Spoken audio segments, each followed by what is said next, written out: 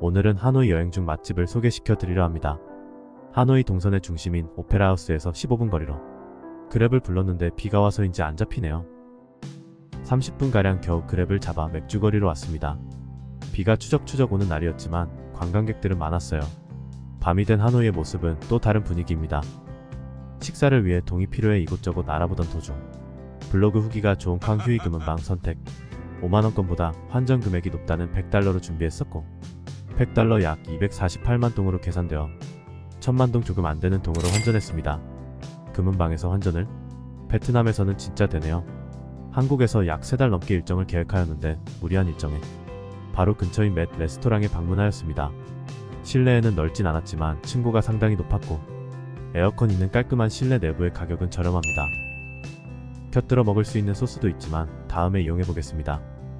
베트남에서 첫 식당에서 첫 끼를 먹는 상황으로 분명 다 알아보고 왔는데 20분째 버벅대는 중입니다. 국내에서 알아보고 가셨다면 블로그나 사진을 캡처해 주문하면 직원분께서 쉽게 알아듣고 주문 접수해 주십니다. 개인적으로 태국은 수박, 베트남은 망고인 것 같습니다. 태국에는 땡모반이 있지만 베트남에는 망고 슬러시가 있듯 망고가 유행하지만 식당마다 맛 차이가 큽니다. 기본적으로 있는 칠리 소스 2종류와 간장 베이스 소스입니다. 식기들도 청결하고 깔끔해 입장과 동시에 기분이 좋아지는 곳. 덥고 습한 기온의 아드님은 망고 슬러시에 대만족. 베트남 왔으니 1일 1쌀국수 실천해야겠죠. 우리나라 뚝배기 비슷한 그릇에 나온 쌀국수. 쌀국수의 궁합이 좋은 고수이지만 호불호가 강합니다. 분명 저의 젓가락질이 아니지만 신나하는 걸 보니 장관님께서 입에 맞으시나 봅니다. 피쉬소스가 아닌 거부감 없는 칠리소스인데 반새우, 짜조 찍어 먹으면 새콤해서 궁합이 좋습니다. 아드님이 오늘 일정이 조금 힘이 들었나 봅니다.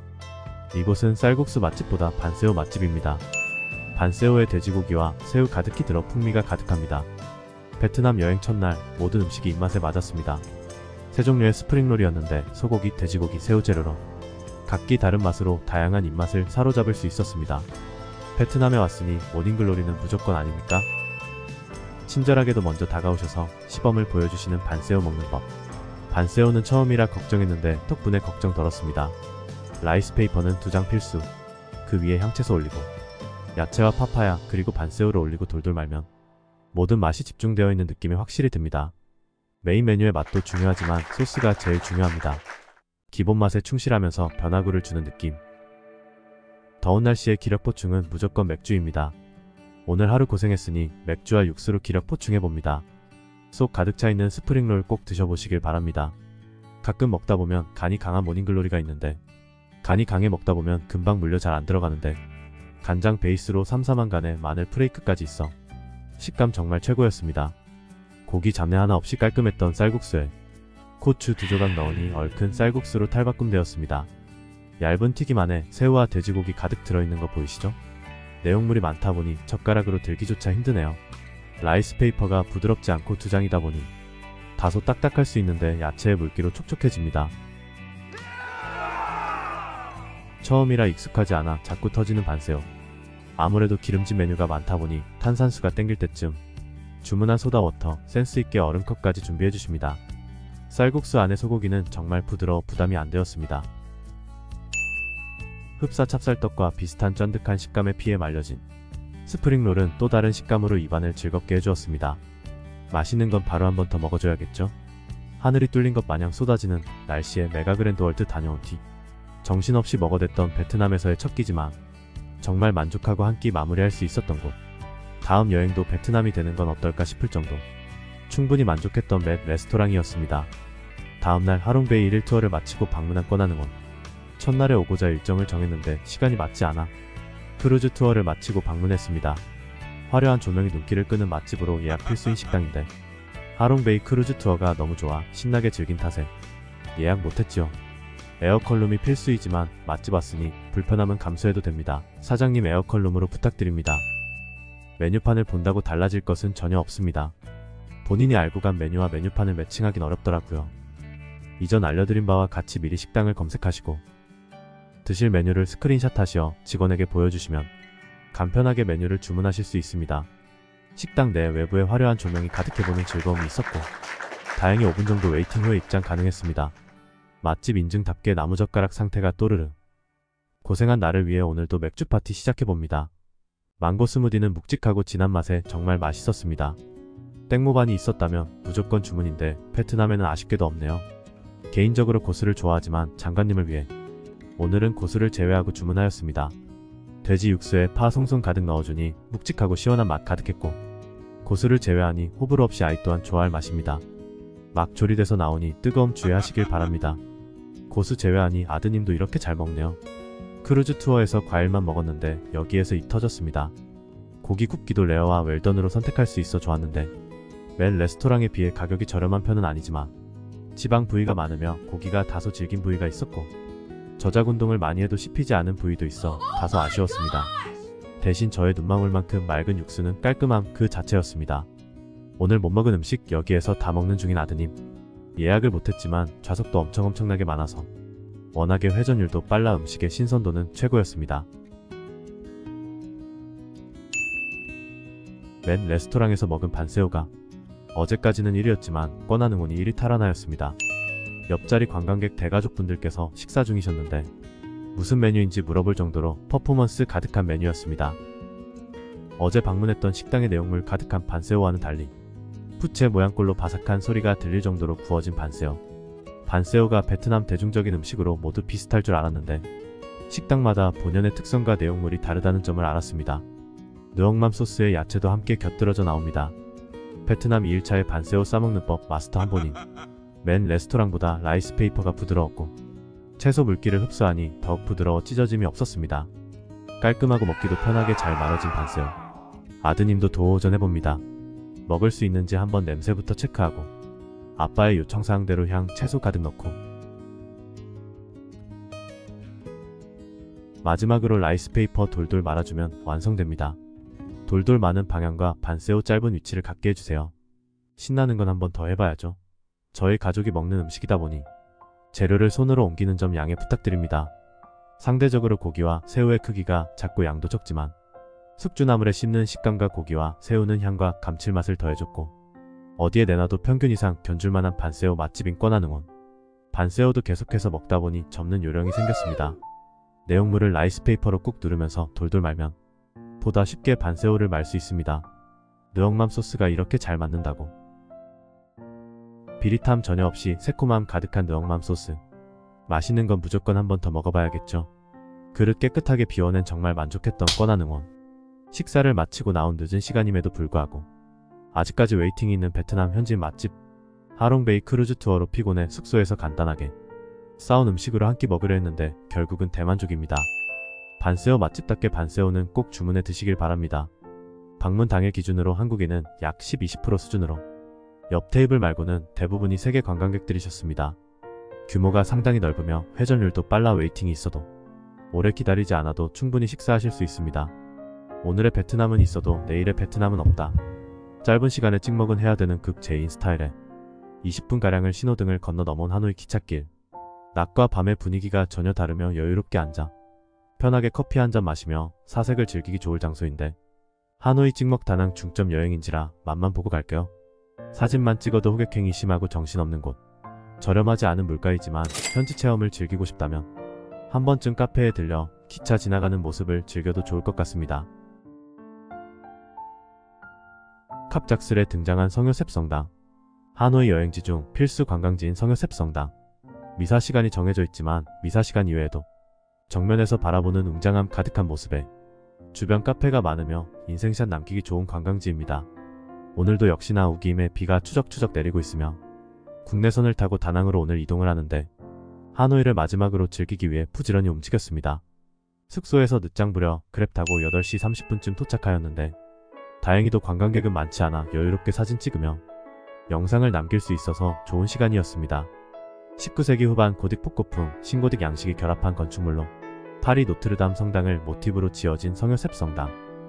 베트남 여행 전 알아본 성요셉 성당 뷰 맛집 라플레이스. 카페 앤 레스토랑으로 방문하려 했으나 근처 콩카페가 있는데 묻고 따지지도 않고 바로 콩카페로 보고 역시나 미리 알아보고 왔지만 현지인 메뉴판 매칭 안됩니다. 커피를 좋아하진 않지만 베트남까지 왔으니 시그니처 메뉴인 코코넛 스무디 커피와 연유 커피, 망고 스무디 주문했습니다. 매장은 3층까지 있었고 주문하기 전 자리를 잡아두셔야 합니다. 콩카페가 체인점으로 하노이 어디에서 쉽게 볼 수 있지만 성요셉 성당을 한눈에 볼 수 있는 곳은 유일무이합니다. 처음 1층에 도착하자마자 웨이팅이 길어 시그니처 커피를 맛보지 못할 것이라 생각했으나 다행히도 2, 3층은 여유가 있었습니다. 카페에서 공짜 물이라누? 베트남은 물을 구매해서 먹어야 하지만 콩카페는 물 한 잔 공짜라는 점, 나무 테이블과 의자 그리고 현란한 방석까지 콩카페만의 시그니처 인테리어 마냥 앤틱한 매력에 흠뻑 빠져들게 만드는 곳입니다. 벽에 걸린 인테리어 하나하나 정성을 들인 느낌 팍팍. 단, 계단은 좁으니 항상 조심하세요. 비가 오는 날씨였는데도 테라스를 활짝 열어놓으니 살랑살랑 불어오는 바람에 소품이 흔들거려 더욱더 분위기를 이끌어줍니다. 엄빠보다 더 느낌 있는 아드님, 가장 먼저 운치 있는 테라스에 앉아 망고 스무디 즐겨주시네요.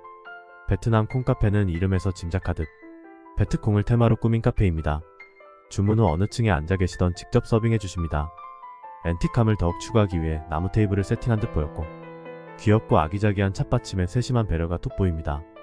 초록색 베트콩 복장으로 주문 및 서빙을 하시는 직원분, 코코넛 연유 커피는 고소하면서 달달한 인기 메뉴이며 아이스 메뉴이기에 별도의 숟가락도 같이 주십니다. 한국인이 많다는 후기가 정말 많았었는데 평일이어서인지 한적한 모습에 여유를 즐길 수 있었습니다. 코코넛 스무디 커피는 고급진 더위사냥 맛이었습니다. 자연 친화적인 인테리어에 감성 뿜뿜 느끼며 전체적으로 녹색 컬러톤이 마음을 평안하게 해줍니다. 비가 그치고 날씨가 맑아지려 하자 창문을 열어 개방감을 살리고자 했으나 앤틱한 인테리어가 말을 잘 안 듣는 모양입니다.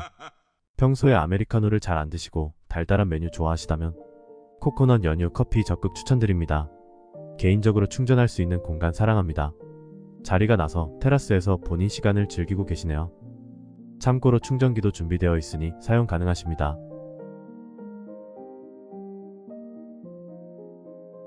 맥주값과 유사한 생명수는 꼭 챙시길 바랍니다.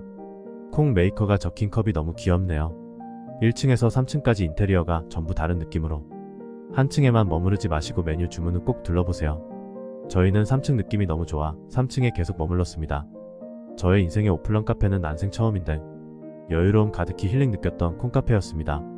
계단이 상당히 가파르니 항상 조심조심하세요. 지점마다 인테리어와 풍기는 느낌이 달라 다른 지점도 꼭 가보고자 했는데 처음이자 마지막이 되었네요.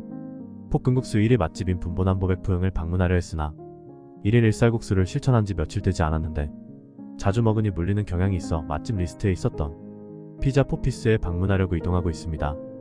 호안기엠에서 구글 지도를 검색해 5분 정도 걸어가 자연숲에 들어오는 느낌이 드는 골목을 지나면 피자 포피스가 나타납니다.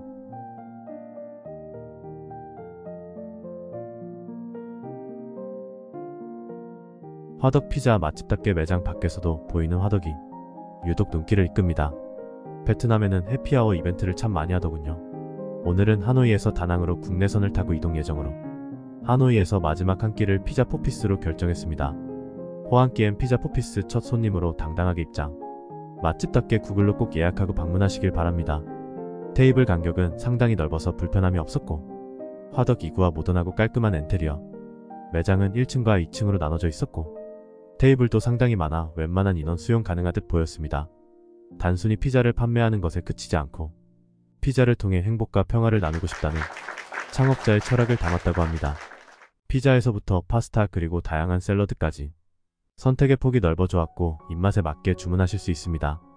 테이블 사이드에는 QR코드가 있어 폰으로 주문 가능했습니다. 한판 또는 하프앤하프로도 주문 가능했으며 원하는 조각 사이즈로도 선택할 수 있어 좋았습니다. 저희는 다양한 맛을 보고자 하프앤하프로 주문했고 시그니처인 브라타 치즈를 추가하려 했으나 기존 브라타 파르마 햄 피자의 기본으로 제공되어 취소했습니다. 전통 나폴리식 화덕에서 나온 피자의 맛이 정말 궁금합니다. 오픈 키친 스타일로 음식 만드는 과정을 직접 볼 수 있어 식사하면서 더 특별한 경험을 할 수 있었습니다. 하노이에서 특별한 점심을 맥주와 함께 즐겨봅니다. 손님들의 배려가 절실히 느껴졌던 테이블 세팅. 개인적인 입맛을 위한 4가지 소스와 물티슈부터 손세정까지 오늘의 영광을 구독자님께 바칩니다. 입구에는 시원한 물이 무료로 제공되고 있었습니다. 와이파이 비밀번호 참고하시고요. 시그니처이자 필수 주문 메뉴인 브라타 치즈. 오픈 이른 시간인지 직원분의 퍼포먼스는 없었습니다. 하프앤 하프로 먹기 좋은 8조각으로 나왔었고 언제나 무난하게 선택해 먹기 좋은 마르게리따. 화덕에서 구운 피자라 더욱 기대 가득했습니다.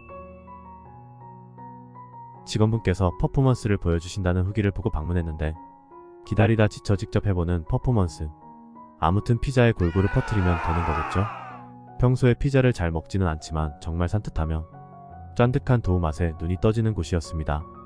브라타 파르마햄 치즈도 먹기 좋은 사이즈로 한번 썰어보는데 도우가 워낙 쫄깃함에 잘 썰어지지 않네요. 아드님도 정말 맛있게 먹은 마르게리타 피자. 남녀노소 호불호 없을 맛으로 적극 추천드립니다. 브라타 치즈는 무염으로 정제되지 않은 치즈 맛이었습니다. 처음 신기한 경험으로 먹어보는 브라타 치즈. 한 조각도 남길 수 없다. 장관님 화이팅! 국내에서 먹는 피자와 전혀 다른 결인 화덕피자. 안 왔으면 어쩔 뻔했나죠. 바삭한 도우에 속은 촉촉했던 포피스 피자 잘 먹고 갑니다. 영상 시청해주셔서 너무나도 감사드리며 구독과 좋아요는 영상 제작에 크나큰 힘이 됩니다. 다음 영상으로 찾아뵙겠습니다.